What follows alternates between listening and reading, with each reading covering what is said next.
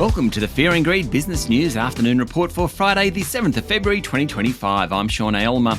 Every afternoon, we've got the 5 stories that happened today that you need to know about. Story number 1, the S&P ASX 200 closed down just a touch today, 0.1%, to 8,511 points. It was a bit of a mixed day. The big banks were higher, so too the big miners, but CSL, Macquarie, Wesfarmers and Aristocrat Leisure were all lower.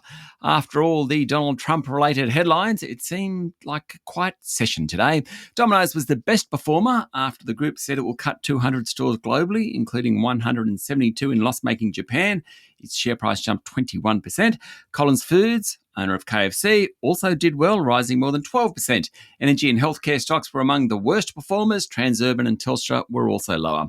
Story number 2, the federal government will commit $842 million over 6 years to strengthen the delivery of services in remote communities in the Northern Territory, including policing, women's safety, alcohol harm reduction, and mediation and peacekeeping activities. The announcement came after the Prime Minister arrived in Alice Springs last night and just over a week after Peter Dutton visited the region. Alice has been hit by crime, domestic violence and antisocial behaviour. The Albanese and Northern Territory governments have signed an agreement to deliver the NT Remote Aboriginal Investment, a commitment designed to offer certainty on more than 570 jobs and ensure remote First Nations communities can access the services needed to close the gap. The agreement will increase funding for Aboriginal interpreter services and deliver new funding for community development, mediation and peacekeeping activities. Story number 3, Nick Scali reported today, and boss Anthony Scali was very upbeat about the retailer's push into the United Kingdom, saying its sofas and swivel armchairs are being bought up by English shoppers. The company posted a small loss for the December 6 months, but investors liked what they heard. Its share price jumped 12% today. Scali's is one of the first consumer discretionary stocks to report. Now, consumer discretionary stocks have done really well on the ASX this year in anticipation of strong earnings. Nick Scali did not disappoint today. However, Anthony Scali warned that demand for big-ticket furniture items in Australia and New Zealand fell in January. He said trading was very volatile week to week. Story number 4, Woodside Energy's boss Meg O'Neill has come out swinging against the Victorian and federal government, saying it is too late to avoid an economically damaging gas shortfall in Victoria. She blamed a decade of political opposition to the fossil fuel industry.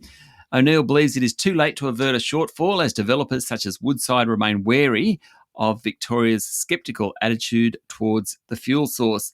I quote, "Ideology has stood in the way of sensible energy investment. In times of crisis, things can move quickly. We'd like them to move before you get a crisis." The comments underscore the expectation that Victoria, Australia's most gas-dependent state, will be forced to import LNG in a move that could, in the short term, add to price pressures, according to a report in The Australian today.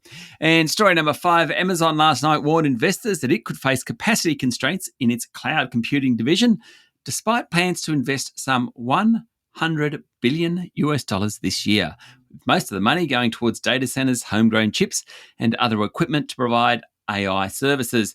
Chief Executive Officer Andy Jassy wants Amazon to become an AI supermarket and is spending big to retain the company's edge in cloud computing services. But he warned growth would be lumpy and hinted Amazon could face capacity issues related to delays in getting hardware and not having sufficient electricity, according to a report on Bloomberg. The concerns echo those of rival Microsoft Corp, which last week said its cloud sales growth was hurt because it didn't have enough data centers to handle demand for its AI products.